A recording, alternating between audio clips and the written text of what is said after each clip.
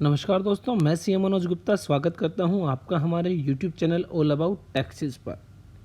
अगर आप income tax, GST, companies act, TDS से जुड़ी तमाम जानकारियां प्राप्त करना चाहते हैं तो ऐसे में सब्सक्राइब कर सकते हैं आप हमारे YouTube channel all about taxes को। साथ ही आप विजिट कर सकते हैं हमारी वेबसाइट www.allabouttaxes.in। आज के लिए लेटेस्ट अपडेट यह है कि सर्कुलर नंबर 12/2020 इशू किया गया है 20 मई 2020 को, और जिसके रिगार्डिंग यहाँ पर इलेक्ट्रॉनिक मोड को लेकर जो है एक बड़ा अपडेट किया गया है अंडर सेक्शन 269 SU। बेसिकली जो सेक्शन 269 SU इंट्रोड्यूस किया गया था बाय द फाइनेंस एक्ट 2019, और यहाँ पर नोटिफिकेशन नंबर 105/2019 डेटेड 30 दिसंबर 2019 इशू की गई थी, और जिसमें कहा गया था बेसिकली जिन भी बिजनेसेस की टर्नओवर 50 करोड़ रुपए से ज़्यादा है तो ऐसे में इन सभी बिजनेसेस को जो है इलेक्ट्रॉनिक पेमेंट मोड्स अवेलेबल कराने होंगे अपने कस्टमर को। और बेसिकली इसके अंदर जो डेबिट कार्ड है powered by RuPay, unified payment interface UPI, भीम UPI ऐप और unified payment interface quick response code, ये जो है इलेक्ट्रॉनिक मोड प्रोवाइड किए जाने थे कस्टमर्स को। तो इसको लेकर यहाँ पर एक बहुत बड़ा अपडेट आ रहा है।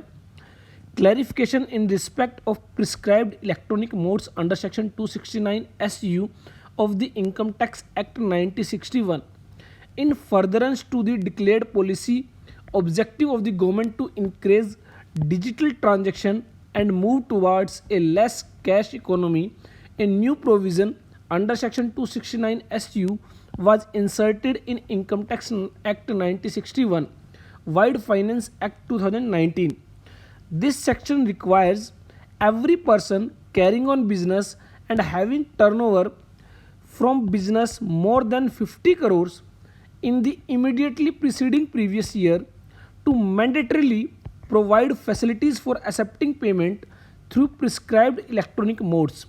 Subsequently, notification number 105/2019 dated 30 दिसंबर 2019 मोड्स बताए गए कि डेबिट कार्ड जो रुपए के द्वारा पावर्ड है, यूनिफाइड पेमेंट इंटरफेस जो भीम UPI है, unified payment interface quick response code basically UPI QR code और भीम UPI QR कोड, ये इन मोड्स के जरिए जो है जो कस्टमर है जो पेमेंट कर सकते हैं। उसके बाद यहाँ पर बेसिकली रिप्रेजेंटेशंस जो है लगाई गई। Representations have been received stating that the above requirement of mandatory facility for payment through prescribed electronic mode is generally applicable in B2C transactions। तो जहाँ पर बिजनेस टू कंज्यूमर ट्रांजेक्शन्स हैं उनके केसेस में ये जो इलेक्ट्रॉनिक मोड्स हैं ये एप्लीकेबल होने वाले थे।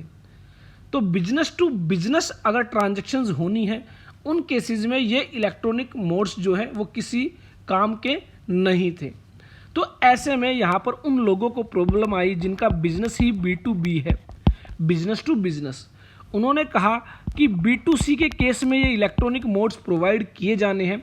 तो जहाँ पर हमारा जो बिजनेस है वो B2B ट्रांजेक्शन्स कैरी करता है, तो ऐसे में हमारे लिए यह जो एप्लीकेबिलिटी है, यह जो मोड्स है इलेक्ट्रॉनिक मोड्स, ये अननेसेसरली हार्डशिप है, क्योंकि इन इलेक्ट्रॉनिक मोड्स के लिए बेसिकली क्या है, एक लिमिट होती है और कुछ एक्सपेंसेस इनकर करने होते हैं इन इलेक्ट्रॉनिक मोड्स को अवेलेबल कराने के लिए। तो जिनकी ट्रांजैक्शन ही B2B है तो ऐसे में उनके लिए ये सभी जो है काम के नहीं हैं।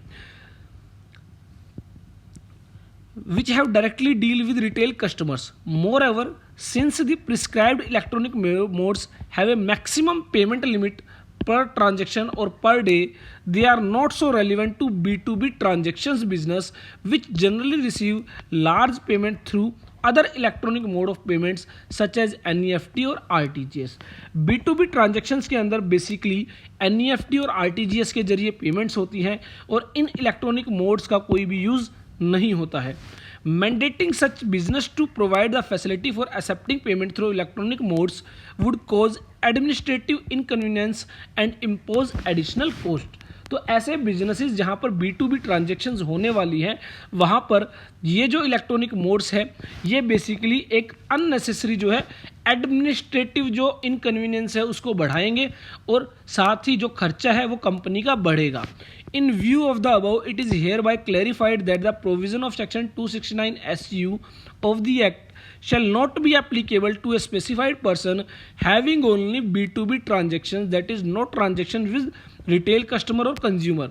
If at least 95% of aggregate all the amounts received during the previous year, including amount received from sales, turnover or gross receipts, are by any mode other than cash.